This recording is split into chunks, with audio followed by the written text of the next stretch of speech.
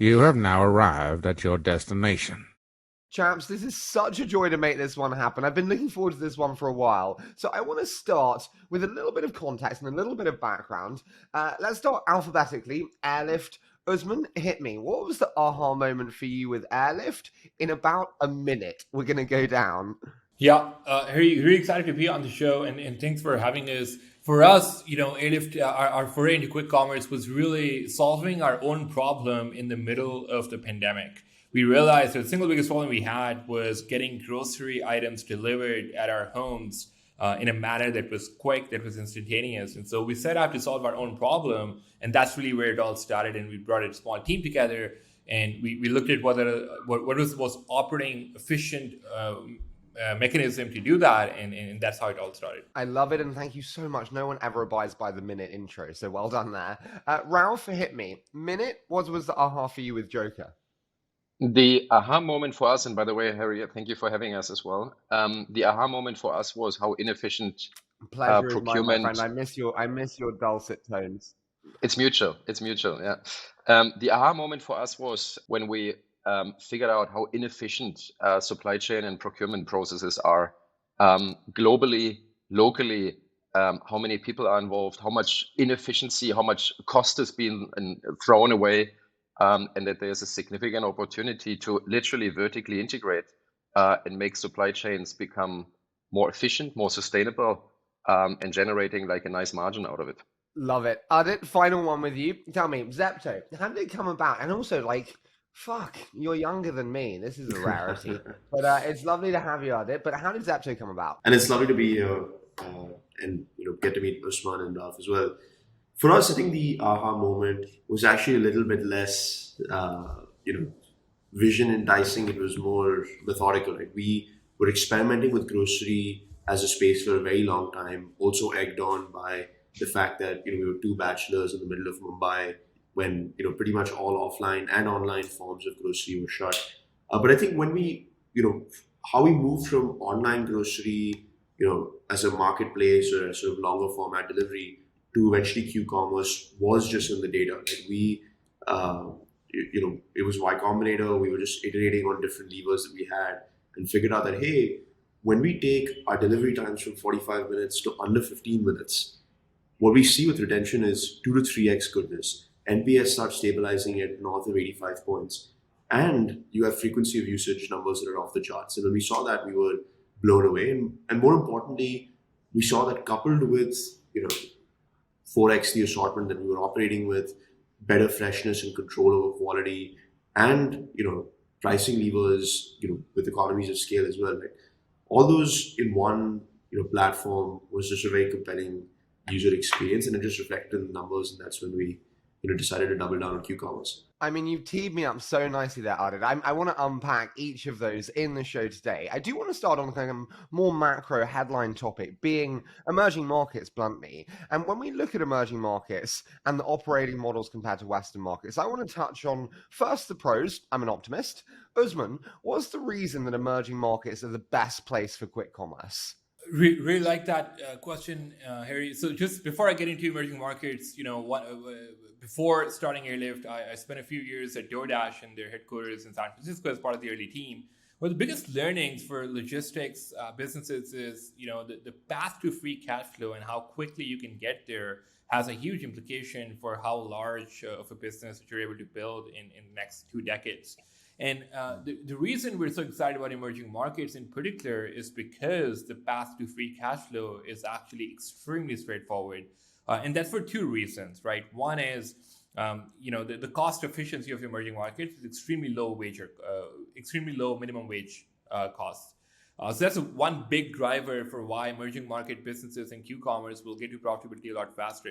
The other aspect there is that because of the environment in emerging markets, you're actually able to build an operating model that enables you to offer stronger assortment. And through that, you're able to get a really strong AOV, which reduces your operating costs as a percentage of revenue. So I think it's those 2 factors combined that get us really excited about emerging markets. I mean, I love that. And by the way, the thing that makes me happy when doing podcasts is when people break it down and number it. So, Usman, you are my hero.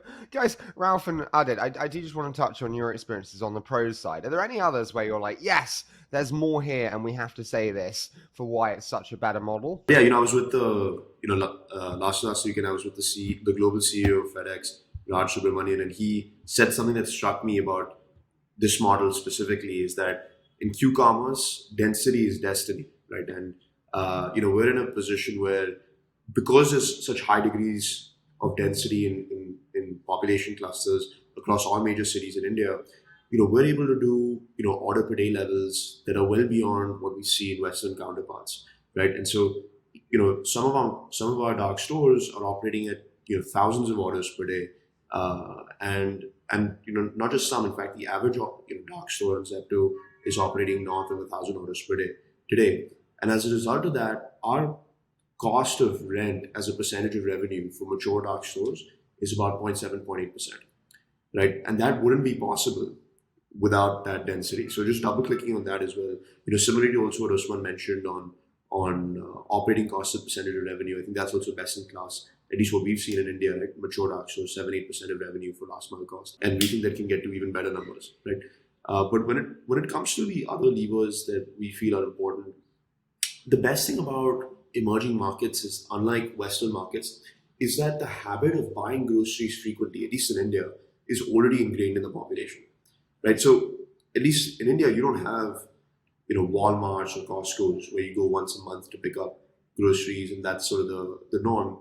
People are used to getting groceries ad hoc, and that's why we see better frequency of usage than Western counterparts, because people this is more of a natural value add to their existing behavior instead of forcing a change in user behavior or going after, let's say, only a convenience store kind of use case, right? Or like a 7-Eleven type of use case. So yeah, I mean, I think that there are all these sorts of natural value adds in emerging markets, both on the customer side and on the operating side. I'm going to take that density is destiny comment as one of my own and tweet it as wisdom. But I love that. Ralph, you're about to say something there. I do want to just touch on you before we move on. No, I think like one of the basically unknowns and some of the things like people need to understand about emerging markets is the very, very low level of penetration. As Adit rightly pointed out, you don't have the same density of supermarkets. It takes you significantly longer time to do your weekly, monthly, or daily grocery shopping, and not even the grocery shopping, or not only the grocery shopping, but for any basically article of basically frequent use. It takes a longer time. You need to travel a longer distance. It's not like in New York or London or other cities where you have a supermarket and a convenience store at every single corner or at 5 minutes walking distance. We're always inviting people to come to Latin America and come to Sao Paulo, come to Mexico City and test it out and see how long does it take you to get to the supermarket? How much of your articles of daily or weekly need do you get in that supermarket? Because they often come with not the same comprehensive assortment as one of these Walmart type of equivalents in other parts of the world. If you want to go, if you want to have fresh food, you need to go to a farmer's market. If you want to go and get convenience articles, you need to get to a convenience store. If you want to get like other packaged food items, you need to go to a supermarket, which is like half an hour away, considering also traffic. So emerging markets give us the opportunity to not only be like a quick commerce player, but to be the supermarket, the one-stop shop to go to. And the basically most attractive alternatives for doing your weekly and your monthly or your daily type of shopping for any type of item of frequent demand. I think this is what frustrates me most bluntly, which is like the labeling of quick commerce. And I think so many different providers are bucketed into quick commerce, like we will with this show, which completely bastardizes everything. But it's true. There's so many different variants, and so I totally agree. I'm always killed for being too optimistic and only showing the good and being promotional. If we flip the coin and go, there's a load of challenges, let's identify them. Ardit, why don't we start with you? What are the single biggest challenges for emerging markets providers in this case? And then we'll do Usman and Ralph. Yeah, I think it's a good question, and I'll start by saying that there's no problem that can't be solved with operational excellence, at least in this model. What we see in emerging markets that might be a little bit more interesting and a little bit, less encountered in Western markets are infrastructure-related issues. Like, roads are just not as smooth as you want them to be. Routes are not as well planned. You've got, when it rains, things flood for quite some time, and that sort of hampers a lot of your traffic back and forth. So I think broader infrastructure issues are, probably one of the key challenges that we see just in day-to-day ops, right? Like how do we overcome, rain in a certain area? How do we overcome, let's say, a road infrastructure breakdown in another area that's just sort of blocking our routes? And so we have to be constant. We have to constantly adapt to that. I think the that way, sort of the emerging market landscape, at least on the ground, is a lot more dynamic than in Western markets. So I think that's probably number one. Beyond that, perspective on key challenges would also probably be a much higher focus on fresh, right? And because Ralph and Usman will probably experience this as well, because the current offline experience is so fragmented, customers really use your platform if and only if you can give them something that's just like viscerally and viscerally adds value immediately. And that key, what we've seen at least in India, that key category is fresh and fruits and vegetables, fresh meat, milk, bakery, etc. And that is obviously a very challenging category, right? Especially in emerging markets where standardization is lacking. When you're procuring from farmers, the way that you procure from one farmer, the system that he follows is very different from the farmer down the road, right? Which doesn't exist as much in let's say the US or in Europe. So I think categories like fresh are key in emerging markets, and they lack standardization. There's obviously a lot of rigor that you can build to get sort of the F&V numbers that we've got, like we're at fruits and vegetables NPS of 81 points, largely because of the the insane maniacal kind of obsession we've had with quality. But yeah, I mean, I think those are the two challenges: infrastructure and lack of standardization with fresh. Usman, hit me. What do you think? What are the biggest fuck me challenges with emerging markets? I might have a unique perspective on this, but I think if you look at the operating side of the business, right? I think we love what we're doing in emerging markets. We love what we're seeing. I think one of the biggest challenges here in emerging markets, and I think the makeup or the DNA of this forum is actually indicative of that or reflective of that, is it takes a very, very special and unique sort of a team to build operating efficiency and excellence in these sort of businesses. And historically, a lot of that, team build up, we've seen these kind of heavy logistics businesses come out of the US, we've seen these come out of Western Europe, we've seen these come out of, some parts of Africa, we've seen these come out of East Asia in some ways with Grab and all of that. But I think you need kind of that acquired intelligence within the team to really obsess over, low levels of detail on operating efficiency and how to build operational excellence and how to really, define, measure, and build toward operating efficiency. And if you look at the group here, right, like my former experience was at DoorDash. Ralph obviously founded Foodpanda, which we now compete against here in Pakistan. And Adit obviously, has spent a lot of time at Y Combinator. So I think that is one of the critical challenges in emerging markets on how you build a team that can actually deliver on extremely high levels of operational excellence. Ralph, hit me. What's your thoughts on the biggest challenges? I think from our perspective, there are two main challenges and they influence each other. On the one hand side, and Adit said so rightfully, customers expect you to have a very comprehensive supermarket assortment. Customers do not look at us as basically a convenience on demand type of service, just for like top up purchases or so. They're looking at us, they expect us to have a comprehensive assortment from fresh to packaged food to convenience articles to basically everything that a supermarket or hypermarket could offer. And that's because of the low penetration that we talked about. So there's a high demand from the customer side with regards to the assortment, which is a higher demand than what we have seen with basically similar players in, markets such as Europe or in the US. On the flip side, it's significantly more challenging to resolve on that assortment because you can't rely on existing distributors You can't rely on partnerships with existing supermarkets because they do not work very efficiently. They can't replenish that flexibly and that frequently and that dynamically. So you have to build a lot of that assortment or a lot of that procurement and supply chain infrastructure yourself. You have to become the warehouse and the logistic and the procurement company yourself. And only then you are able to fulfill the very high demand on the customer side. But if you have done so, once you have built it, you have a very, very high barrier of entry for anyone else to tap into that market. And it's very, very challenging then for a pure marketplace type of company that only engages in building basically UX and logistic components towards the customer, the last mile element, to compete against it. And in emerging markets, you have to be, I think, to a very big degree a supply chain and procurement company.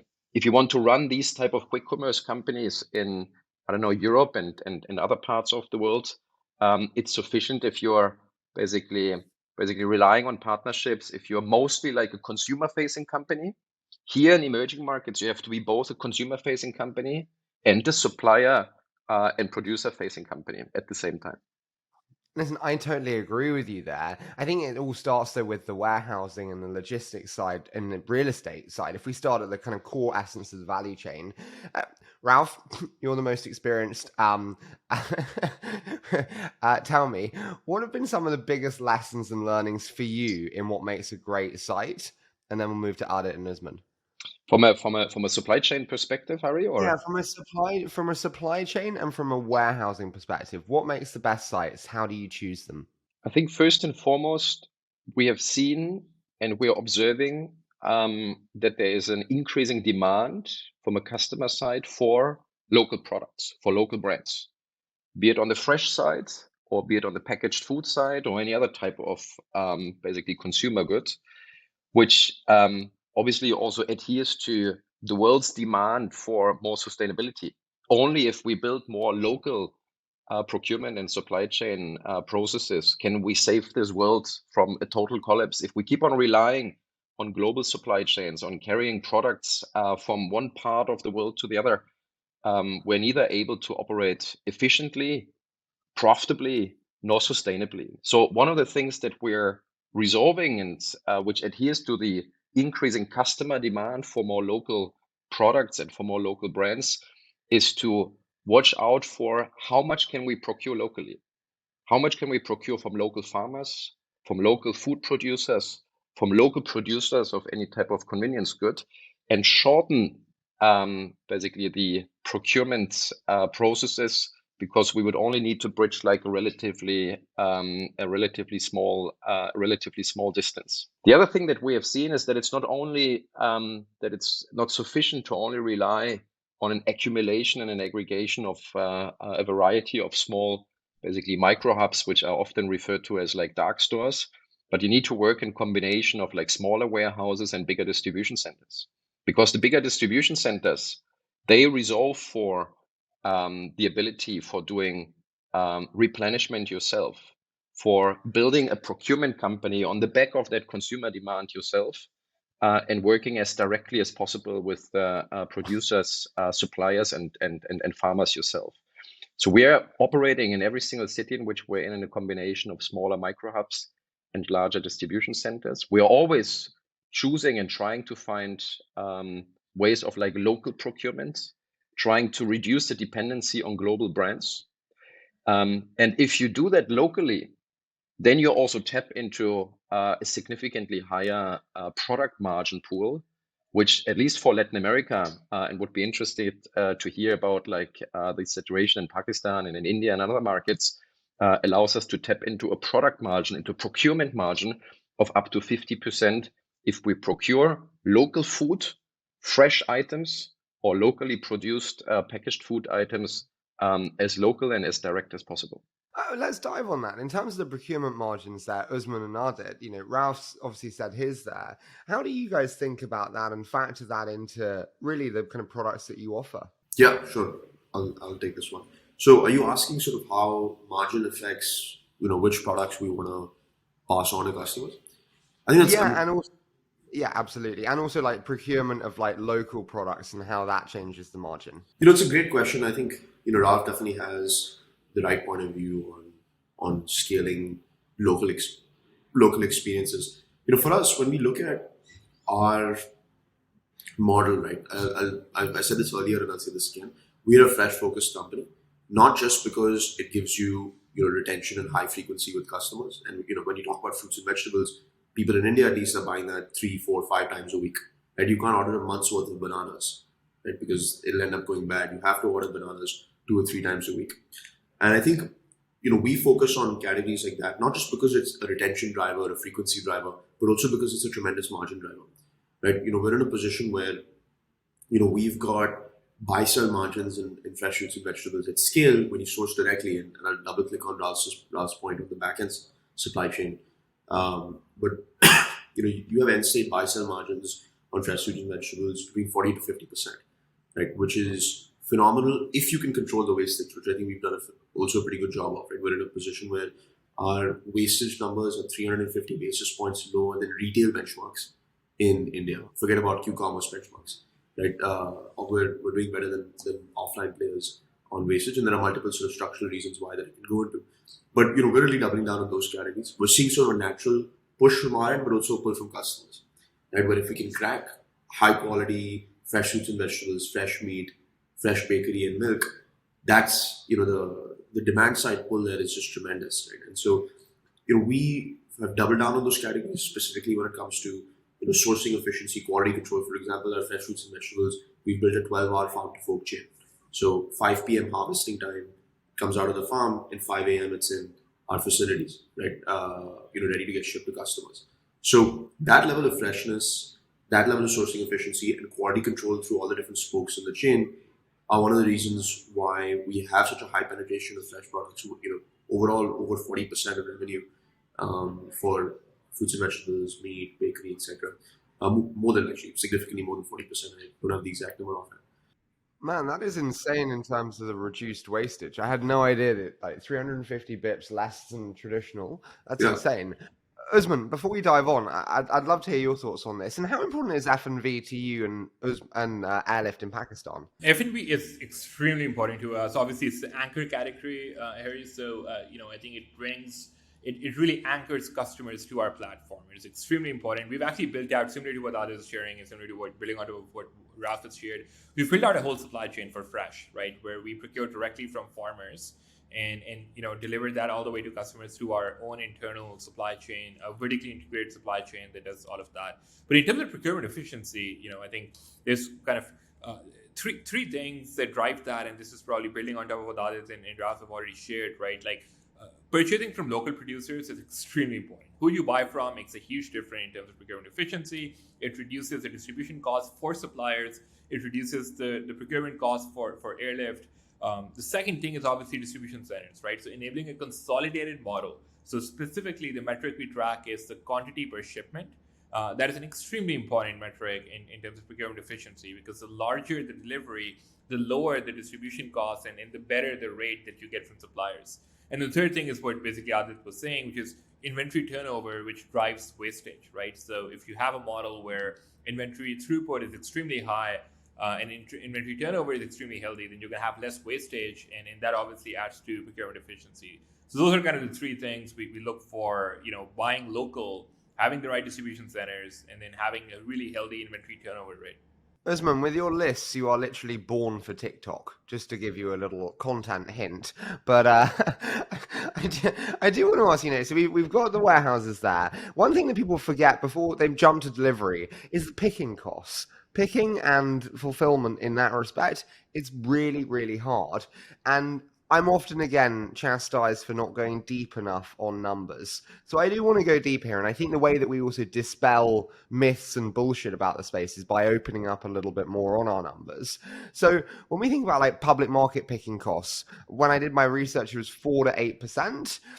I want to start with, like, honestly, what's your picking cost? And what are you doing to improve it and think will change the game there? Ralph, why don't we start with you?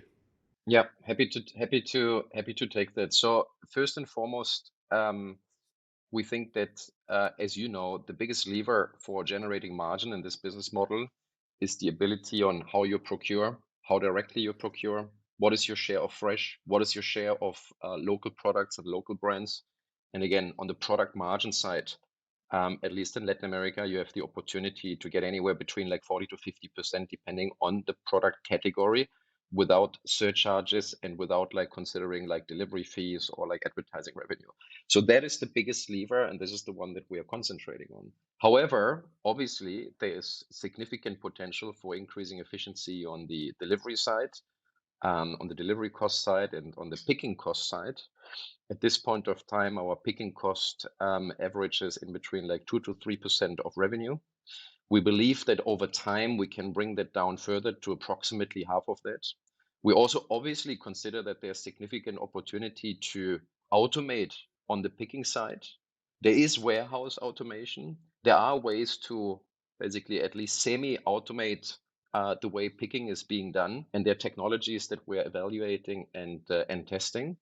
And overall, in terms of the combined delivery and picking cost, we're currently averaging about like 12 to 15%, depending on the market, both together as a percentage of revenue.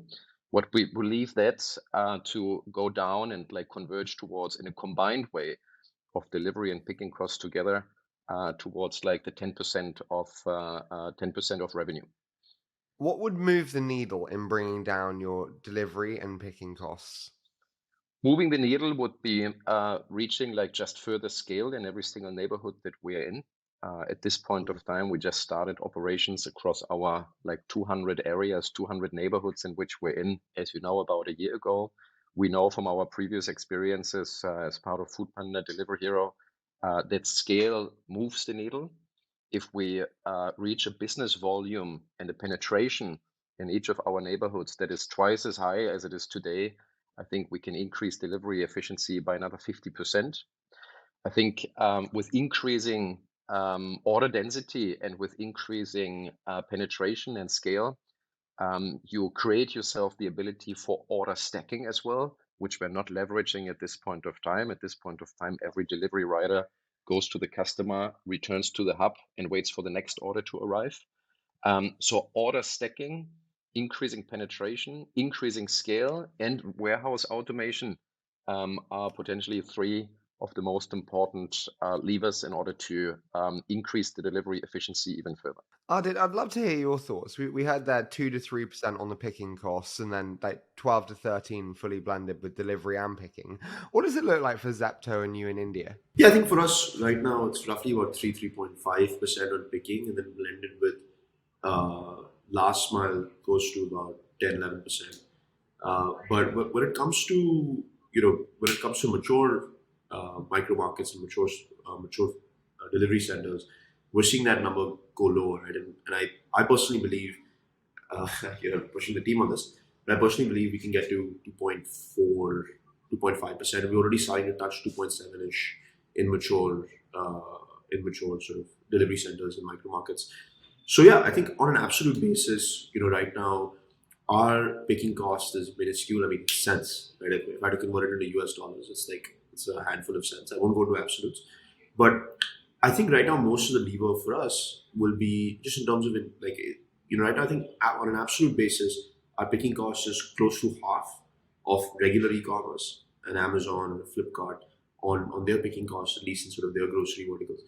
But when it comes to reducing that 3.5% to 2.5%, I think most of that lever is going to go up on average order value increasing. Right? We're seeing right now roughly a 5%, 5 to 7% month-on-month growth every month just on AOV, right? So that's also significant, and it's also not because we're implementing specific interventions, right? We're seeing that as customers get more and more mature on the platform, our end state AOV ends up being 40 to 45% higher by month 6 to month 8 in the customer's journey with us, right? And so yeah, I think right now on tightness within the facility, I'm pretty happy with where the absolute number is. It's half of where e-commerce is at. It's already at 3.5% pan India, and I think we can get that mature dark stores to 2.5%. Right now we're at 2.7, 2.8. But eventually, a lot of that goodness will also come in from AOV continuing to go up as it has over the past couple of months. Usman, what are your thoughts before we move on this one? What do the picking and packing costs look like, and what do the delivery costs look like for you? And how do they compare in your mind to some of the bigger players that I mentioned? Yeah, so we're currently doing between 3 and 4% on picking costs, and we're doing about 6 to 7% on delivery costs. So our total comes down to about 10 to 10.5% for delivery and picking inclusive. We're planning to get this to about 7% by the end of the year. But I do believe, Harry, that is really an output metric. And the input metric here, right, is actually your labor efficiency. And your capacity planning and your order density, right? So, for example, we could have extremely poor labor efficiency, and we could have so much order density that we, come out really good on picking costs, right? And so I think the question really is, how do we measure labor efficiency? How do we measure capacity planning? And the way, Airlift does that is we define labor efficiency as the hourly output in terms of orders picked. And we define capacity planning as the average idle time for a worker in a given day. And so those are the two input variables that we really obsess over. And then, if we get those right, the outputs will follow over time. I really like the input versus output, and I totally agree with you in terms of the way you broke those down. I do want to ask, one thing that changes a lot of the economics around this is delivery fees. A lot of providers have them. How do we all, and I'm doing this as an open one for the crowd, how do we all feel about delivery fees? Do we have them? Do we not have them? What negatives do they bring? How much do they disincentivize users? What do we think? Open to everyone. So to jump in there, what we've seen post the fifth order in Zepto, the user's likelihood to retain, even post the third order, the user's likelihood to retain indefinitely is post 95%. Post the fifth order and all the way to the 11th order, that starts trending towards 97, 98, 99%, right? The likelihood to retain a user indefinitely. As a result of that, what we've seen implementing delivery fees post the user's fifth order, we haven't seen much drop off, right? And today, all mature customers across the country currently have a fee attached to their orders, right? As we continue to grow, pretty significantly month on month, we're still seeing delivery fees constantly being added. In fact, our fee construct doubled the past 2 months consistently, and we're on track to be in a position where we can continue growing and have about 60-70% of our overall customer base paying fees, with that remaining 20-30% being in that early sub 5 order category, right? And eventually that will trend to 90-95% over time. So that's essentially the very high level strategy is post maturity, users get hooked after the fifth order, and after that, as you sort of incrementally increase delivery fees, we really haven't seen drop offs as much, at least on the buyer side. Yes, there is a little bit less frequency, but the frequency that's in the matter of single digit percentage point drops in frequency, but not really something that really shows up in GMV, because average order value also goes up, right? So you end up having slightly less frequency, slightly higher AOV. But yeah, that's how we think about delivery fees. The last thing that I'll just say that I'll add is, counterintuitively for us, the faster we're delivering, the cheaper our last mile gets, because we're able to do, like Usman mentioned with input metrics, we're able to do significantly more orders per hour per rider, right? And that brings down your cost, because effectively, your last mile cost is a ratio of how much are you paying a rider per hour divided by how many orders he's doing per hour. So if you're paying a rider 80 rupees per hour and he's doing 1 delivery per hour, then your cost for every delivery is 80 rupees. But if you're paying him 80 rupees per hour and he's doing 2 deliveries per hour, your cost for every delivery is 40 rupees. If he's doing 3 deliveries per hour, your cost for every delivery is 27 rupees, right? And as a result of that, we actually have really solid, order per hour metrics, which gives us, a lower last mile cost than anyone else today in hyper local commerce in India for our mature markets. As a result of that, we think our end state delivery fee will actually be lower than, let's say, what you might see on a food delivery platform, and we'd still be, free cash flow positive in that market. In fact, in our first markets that have turned free cash flow positive, and some of them that are on the verge of also hitting that as well, we're seeing that the fee structures that we need are in sometimes 30-40% lower than what you might see on a food delivery platform or other hyperlocal commerce platforms in India, because our last mile cost is lower, because we do significantly more orders per hour per item.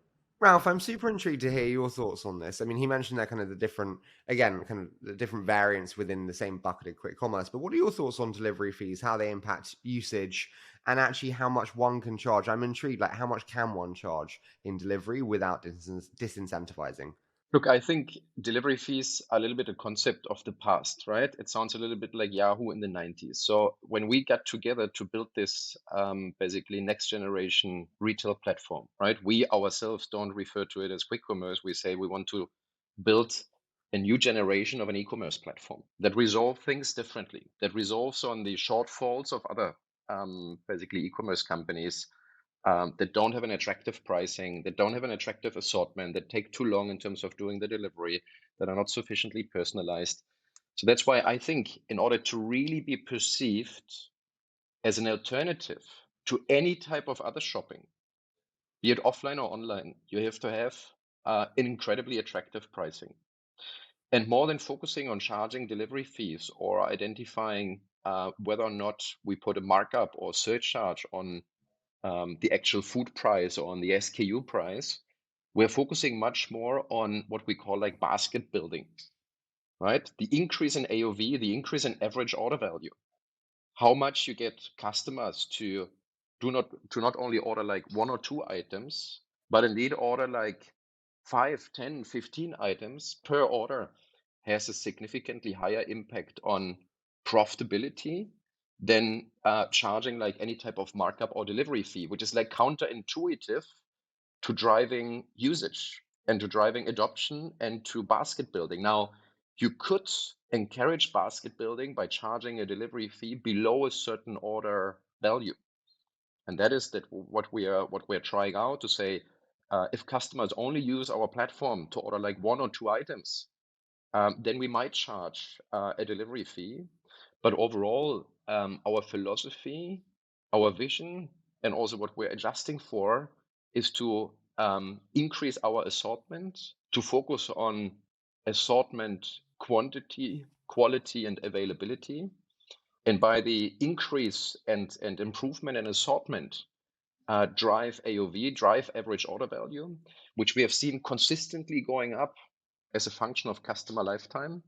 And AOV has a significantly bigger impact on overall profitability and unit economics than just by the pure application of delivery fees, which at one point of time caps your ability to grow. And especially in emerging markets, you do not want to create a proposition that is limited to the middle class or upper income type of segment of the population. But we have the possibility in a vertically integrated way to create a platform, to create an e-commerce proposition that is there for everyone, no matter which income level. We've said AOV multiple times here. Usman, I want to dive to you. Again, we're being open with our numbers here. What are the AOVs? How have they changed over time? Yeah, great. So one of the big things, there's on the economic profile, right, of our Q-commerce platform, there's 2 kind of broad areas here that we obsess a lot about, right? One is the operating efficiency and the cost efficiencies. The other part is the AOV. And as Ralph rightfully pointed out, average order value is an incredibly high impact driver of the P&L. And so for like in the month of January, so we've had a lot of exchange rate devaluations, valuations, shifts in Pakistan. But as of January of this year, our average order value was about $9.20. On average in Pakistan, the AOV for Q-commerce, right, for Delivery Hero and some of these other players is actually around $6. The average for India is about $5.70, just based on what I'm reading on TechCrunch, and Adil probably can add more perspective here.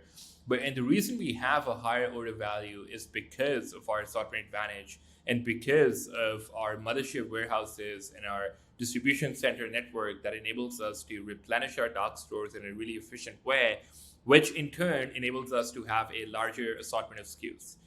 So that's actually one of the big reasons for why we are marching toward free cash flow very, very quickly.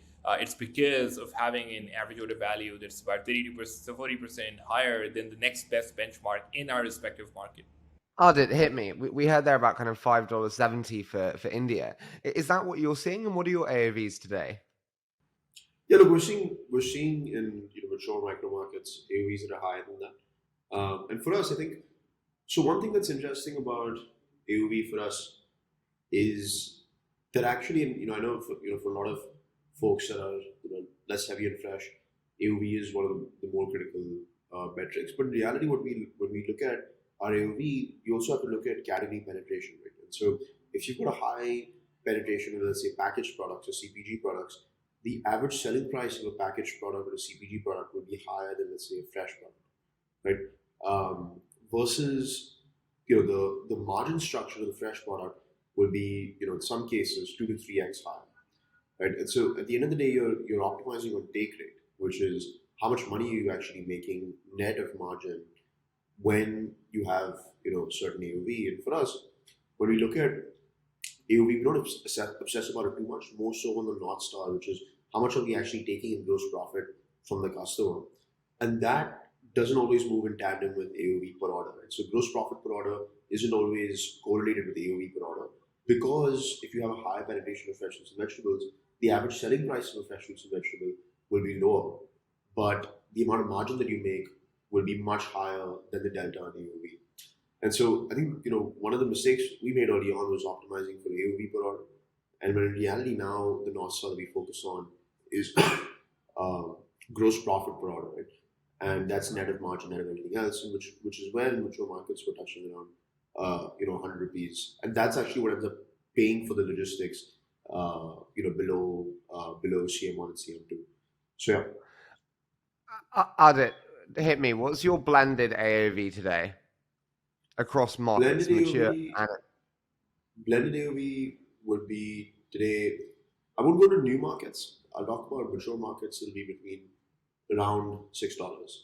$6. Got you. Okay, listen, totally makes sense, and I really appreciate it in terms of like gross profit per order being the new kind of North Star. Ralph, hit me. AOV, what are we at? The average group AOV is currently at around like $25, which is already representative of like a bigger grocery basket instead of just like a fill-up basket. Yeah. But depending on the maturity of the market, and depending on the penetration level in each of the neighborhoods that we're in, we're already seeing AOVs going up to like 35 towards like $40. Wow. Okay. Fuck. And, Harry, That's I just a want lot. to add a perspective here. So I think there's two broad Q-commerce models we're seeing coming up, right? Like true quick commerce, right? There's a 10-minute delivery where you have a lot of stores, right, in a given city, and you're doing, like really rapid delivery. You're seeing really strong retention and overall revenue and all of that, right? And in that model, you have lower AOVs on a per market level. So we have a new competitor in Pakistan. They're doing 10-minute delivery, and their AOV is about $3.80, right? So there's this Q-commerce model where you have extremely fast delivery times, 10 minutes, 15 minutes, and then you have a lower AOV. And then you have a ladder model, which is where our model is, which is where we do 30-minute delivery. But our AOV is slightly higher, and higher than the market. Our AOV is, close to 9.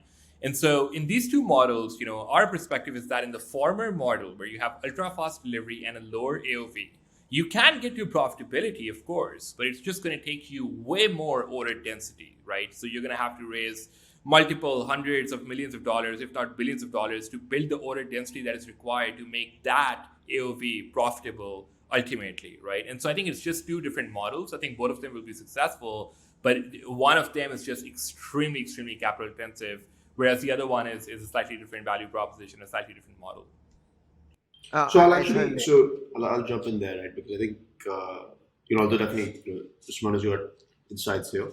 The reality is, what we're seeing right now is the opposite, because for us, when you talk about like I mentioned, penetration of categories, what actually ends up getting penetrated in faster delivery, and B, the logistics costs associated with that, right? Where in mature micro markets, we can go to 7-8% fully loaded cost structures and fully loaded packing and last mile cost, inclusive of wastage as well.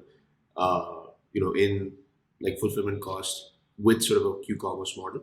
I think the one counterintuitive reality is that when you're doing deliveries faster, not only do you get, let's say, a better penetration of fresh categories, higher propensity to pay among customers, but you also get logistics costs that are lower and can be managed, like you mentioned as well, get better throughputs, which means your wastage is also lower. But you also have logistics costs like last mile, like packing costs, which get optimized because you're able to do more orders packed per hour, more orders delivered per hour. And so I think for us, we've seen, even compared to, let's say, players that are delivering in 24 hours or 12 hours or even 4 hours, right? The time frame to cash flow positivity, which we've done for multiple of our dark stores, the time frame that we've seen there versus even traditional e-commerce has been lower, at least in India, because we're seeing all these other net positive benefits on that. And in terms of, let's say, assortment, one thing that at least I've noticed in high density markets like in India, again, there definitely be nuance in, let's say, Pakistan, but in high density markets like India, when you've got, especially in, let's say, all tier one cities like Mumbai or Bangalore or Delhi, when you've got literally hundreds of thousands of people in like a 3 kilometer or a 5 kilometer circle, at that point, you can actually do 3,000, 4,000 SKUs, which covers 95, if you look at Nielsen's data, 95% of the Indian grocery basket, while doing a 10-minute delivery proposition because your density is so easy to manage. And so for us, I think when we look at high density markets, we look at this model, at least for us, making a lot more sense. And we've experimented with models, I think, similar to longer delivery times. But it makes more sense because of all the second order benefits and penetration of categories that you want a higher penetration of that are higher margin. You get better last mile costs because you're doing more orders per hour, better packing costs because you're doing more orders packed per hour, and better throughput across the board. Which is why I think in a matter of a few months we've been able to hit free cash flow positive in multiple stores. So there's some nuance there, and I think even if you look at AOV if you look at AOV in isolation, it's actually a very low nuance metric because today you might look at AOV in our market or in other players in e-commerce in India, but you'll also know that for offline retail in India, we've got a gross margin structure that's already 9 to 9.5% higher than even the best in class offline retailers in the country, which is something that you wouldn't know if you didn't go beyond AOV, right? And that would not be possible if we didn't have a faster delivery model because customers wouldn't be buying fresh as much as they do from us. Guys, any thoughts that I've missed? I think something to add, and would love to hear also Usman's and Adit's perspective on that. But we have recently launched our JOKR media proposition. So on the back of like a high frequency, high retention type of business model that keeps on growing at least 20% month over month, we have now built our own advertising business. There are very, very limited advertising capabilities in Latin America. The majority of other basically online advertising platforms have limited geo-targeting possibilities in Latin America. Offline marketing in terms of out-of-home advertising has its limitations in Latin America. In some markets, you're not allowed to put billboards or to do basically taxi, bus, or public transport advertising. So there's a limitation in terms of online advertising capabilities.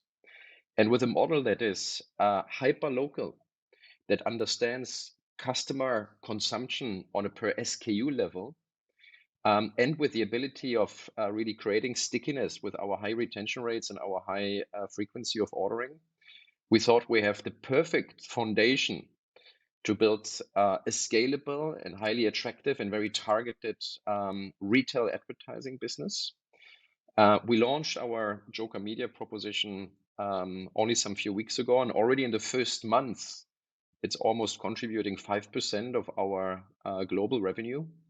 And we believe that in the future, for that to reach basically 10 to 15% already in the near term, to be seen where and how it converges over the long term. But I think other than basically similar platforms in Europe or in other parts of the world that already have like an advertising share of their business in and around like the 10%, we see a huge opportunity in emerging markets and in our context, especially in Latin America, for that to become like a significant additional revenue stream.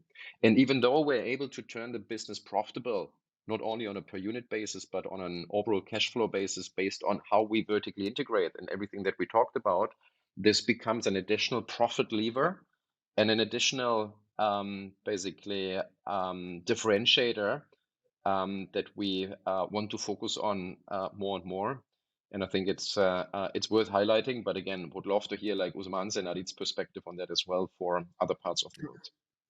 Can I just jump in? I do want to touch on that just quickly. Before we've chatted about kind of you reducing the power of large CPGs and some of the biggest players in the business, does that not go against running an effective media and advertising engine when they are likely the ones who will be paying you? Kraft, Heinz, Cadbury's are the ones who will be spending the big dollars, not local procurement partners.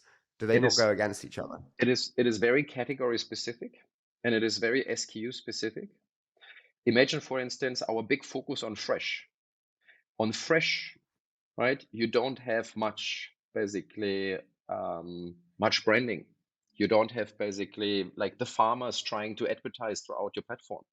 And we've talked about like fresh being one of the most important, if not the most important categories for us in terms of vegetables, fruits, fish, meat, and everything that belongs to that category, milk, eggs, and so on.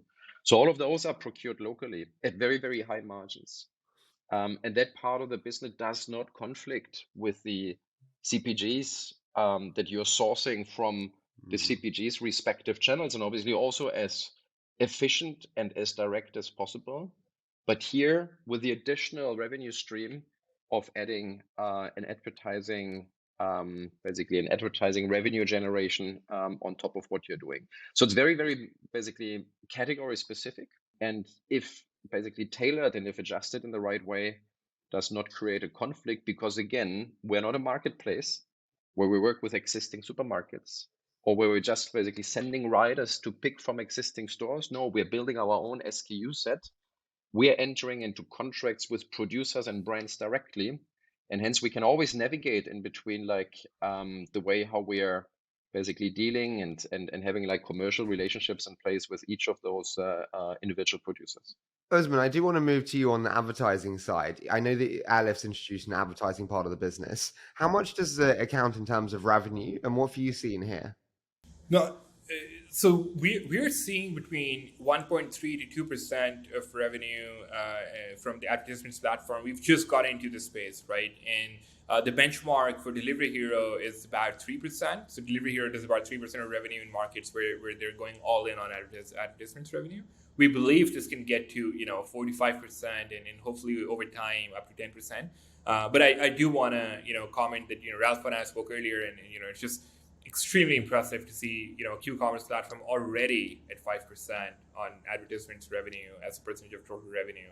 And we yeah. What has driven that effect? Sorry, and then we'll do a quick fire after hearing from Adit. But like, what's driven that effectiveness? 5% is a lot. What worked? I think it has to do, and again, curious to understand how it's basically how it works in other parts of the world and especially in other emerging markets. But again, especially in Latin America, there are, as I said before, limitations in terms of how publishers, how the big brands can conduct advertising campaigns at this point of time. There are limited possibilities to do like out of home advertising. In certain markets, it's restricted, it's banned, it's forbidden to actually do out of home advertising. And again, the existing online platforms have very, very limited targeting possibilities. And that's why the barrier or like the threshold of having like something attractive in place is relatively low, because again, all other existing platforms are not sufficiently attractive for the big brands to spend on media. The other thing is that, especially in Latin America, it is a very, very large CPG dominated type of ecosystem. So it is at this point of time not an environment where a lot of like local brands and local producers got like to a sufficient exposure relative to other markets of the world. And hence the big CPGs are fighting for customers potentially in a bit more concentrated way than in other parts of the world. And hence there is more appetite and more money from the big players to be spent. And they're searching for scalable, highly effective and very targeting capable type of platforms out there. And the other thing is that we have, Hari, as you know, established a LATAM-wide footprint relatively early on. So we're not only in like single cities and not only in like one or two countries, but especially like from an advertising perspective, you make yourself relevant if you have a specific reach. We're in 5 countries in Latin America at this point of time. We're in a variety of different cities in each of those countries. So we do have a penetration and we do have a size of the business that matters. And you need to get to a certain penetration and to a certain geographical coverage and to a certain size of the overall business in order to matter for an advertising business. And I think once certain platforms have unlocked that size and that geographical coverage, I think you can immediately tap into quite an attractive and over proportional advertising revenue pool. Adit, do you have any last thoughts here before a quick fire round? Yeah, and I think similar sort of effects exist in other emerging markets that Ralph mentioned, right? Like we've got massive CPG brands that really haven't had an outlet for targeted advertising at the point of purchase for customers. Right? The closer you are to the point of purchase, the more valuable the advertising property is. And we've seen that CPGs have been deprived of that, at least in India, for many, many decades. Right? You'll see in India the percentage of spend for CPG on, let's say, TV and billboards and highly untargeted forms of media is much higher than anywhere else in the world. Right? Because in the US, you've got Walmart and Target and 7-Eleven that have got sophisticated setups on how to advertise in offline markets that doesn't exist in places like India. So this is like, when Africa went from cash to online payments and skip credit cards in between, the CPG brands really have no outlet today. They're not just jumping from no outlet to a targeted outlet, but this is a targeted outlet that now is, highly personalized, can be, easily, like data can easily be attributed to how much you spend and how much you ended up getting in ROI. For us, we've been in a position where when you include brand, it's not just monetization, by the way, that's significant. It's also brand funded discounts and other things that an often voice margin it's brand funded discounts, often voice margin, and monetization income that you want to get from brands other than just the plain ad revenue, right? And so, for us, we're looking at today, when you include all the different often voice margins that we get from brands, around 4% of revenue at India, and we'll probably increase that to 5% by July, August is what we're looking at right now. In terms of the actual, just to give people a sense of how much it actually matters to the business, right? That is, in real terms, will probably be north of, at this current growth rate, north of 20-25 million by the end of this calendar year, and significantly more at the end of it. Right? So this is actually just cash that hits our balance sheet, and if we can get that to 7-8%, there's no reason why this business can't be close to a double-digit EBITDA business, right? I think it's very possible in the long term, and you've got players actually that we don't really talk about as much that have cracked monetization and ad revenue in their respective markets and are operating at free cash flow positive in Q-commerce, which a lot of other hyperlocal commerce plays like food delivery didn't have for many, many years. So yeah, we're in a position where we're just we're able to raise less money because we're actually generating cash that we can reinvest in the business through things like monetization income, ad revenue, brand funded, and other often voice margins that really make a difference. And we're also doubling down on that from a product perspective, right? We're building in-house targeted search. We're building, pretty sophisticated banner targeting at the homepage level as well. That's really driving value. And the last thing that I'll add is that none of this would also be possible without a Q-commerce play, right? Because we deliver in 10 minutes, because we're incredibly fast, we're seeing brands that have historically been underrepresented, right? Brands like, for example, Red Bull. Red Bull can't advertise on Amazon because their fastest selling product in offline stores is like a 2-3 can of Red Bull or 1 can of Red Bull. But in Amazon, you can only buy a 6-pack, right? You can't buy Amazon 24 hours from now, 2 hours from now will not give you 1 can of Red Bull. Neither do we, but the smaller units and higher frequency actually gives Red Bull much higher sales as a percentage of revenue than they even get from an Amazon, right? And as a result of that, all these brands that could not touch any other e-commerce platforms, it's huge. Red Bull, Coca-Cola, Pepsi, all your other sort of Frito-Lay, like all your other sort of snackables, beverages, cooking essentials and other critical categories, that are very high volume and high throughput in Indian households had never had any outlet that existed even in traditional e-commerce, and are now doubling down and tripling down on Zepto. So if you look at the percentage of spends that brands have for that they earmark for advertising that a CPG has versus how much they're spending on Zepto, they're spending almost 2x like proportionately than they would spend on a platform on Zepto versus other platforms. So yeah, we were incredibly excited about that, and it's just generating cash that we can reinvest in the business.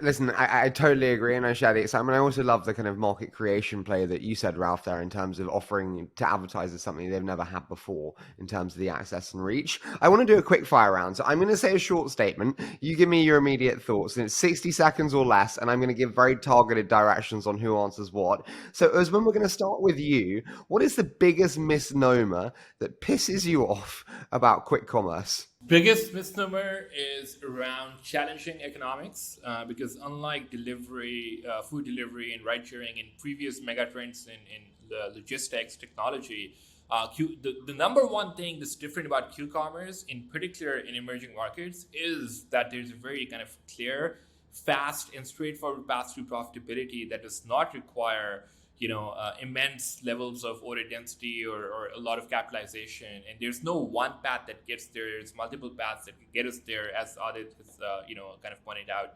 And so I think that's the biggest misnomer from my perspective. Adit, is this a market of many players or a market of consolidation? In the West, we're seeing everyone announce layoffs. We saw JOKR, we saw GoPuff, we've seen Zap. Is this a market of consolidation or actually many players?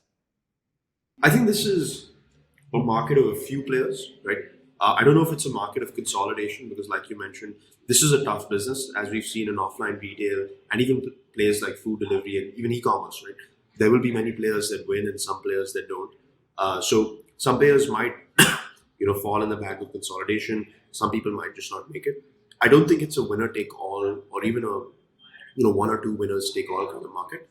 Because like Usman pointed out, there are multiple paths to building successful businesses in this category. But I do think that there are going to be some players that make it, some players that don't make it. And at the end of the day, it'll boil down to operating excellence, right? Especially in a market like this. Operating excellence will be the number one determining factor of who wins and who loses over the next 2 to 3 years. I totally agree with you in terms of operating excellence. Ralph, tell me, what would you most like to change about the world of quick commerce? I think the thing that I want to or would like to change most about the world of quick commerce is to give it a different name, because it's not only about quick commerce, it is e-commerce 3.0. It's not e-commerce of the 90s. It is a new generation of an e-commerce platform that has the ability to deliver quickly and fast, that has the ability to personalize more, that has the ability to vertically integrate, that has the ability to offer attractive pricing, and that has the ability to be both economically as well as ecologically more sustainable. I totally agree with you in terms of changing the naming around it. Usman, at what point do we see these businesses becoming free cash flow machines? I think it really depends on how you build a business and what order density specifically is required to achieve cash flow positive, right? So if you're doing, kind of ultra fast delivery, low AOV, right? Like you need a bit more order density, and maybe you can get there, in a bit more time versus I think if you're doing kind of 30-minute delivery, high AOV, broad selection, right? Like maybe you get there faster. Because you don't need very, very high levels of order density. You don't need to deliver 100,000 orders a day from a given city to get to, So I think how fast you get to free cash flow will depend on two factors. One is the market kind of dynamics, developed versus emerging, cost structures, cost efficiencies. And second is what order density is required based on your business model. For us specifically, Harry, we're looking at free cash flow across all markets, across the country, in our first market in Pakistan, sometime between Q4 and Q1 within the next 6 to 9 months. Adit, what do you know now that you wish you'd known when you started Zepto? I think probably the most important thing that I've learned on the road while building Zepto is that it's very important to discern the business that you're building from what investors are also seeing in the West. And I think that's the theme of this conversation. But frankly, there are players that aren't doing so well in the West that have been, poor decisions in this space being made by other players. And early on, if you get pegged in an investor's mind in the same bucket, it's very difficult to claw your way out of that. So I think the biggest, most important thing is just to let, I think, to have institutional investors to make institutional investors clear about the fact that this is a very complex business and it will be built successfully by some players and not successfully by some players. And the dynamics are different in our market versus other markets. And to prevent that sort of low nuance clubbing of everyone in one bucket, being upfront about that on day one probably would have given us all a little bit of value today. Ralph, what's the single biggest difference in the business mechanics when comparing West and emerging? It could be AOVs, it could be labor costs, it could be real estate costs. What's the single biggest difference in the business mechanics as a final one? The single biggest difference between emerging markets and basically some of the so-called like Western countries is the severe inefficiency in supply chain management that we see in emerging markets. And when going as direct as possible to the producer by really literally being vertically integrated in a very consequent way, we can be incredibly profitable companies, and we can adhere to a more sustainable agenda. Because only by procuring directly, only by opening up your supply chain, by democratizing it, can we really make a difference to the world, both in an economic sense as well as in an ecological sense. Listen, chaps, I've absolutely loved doing this. I so appreciate all the time. I so appreciate you running over the slightly wrongly called 20-minute VC. It's been such a pleasure, and thank you for joining me.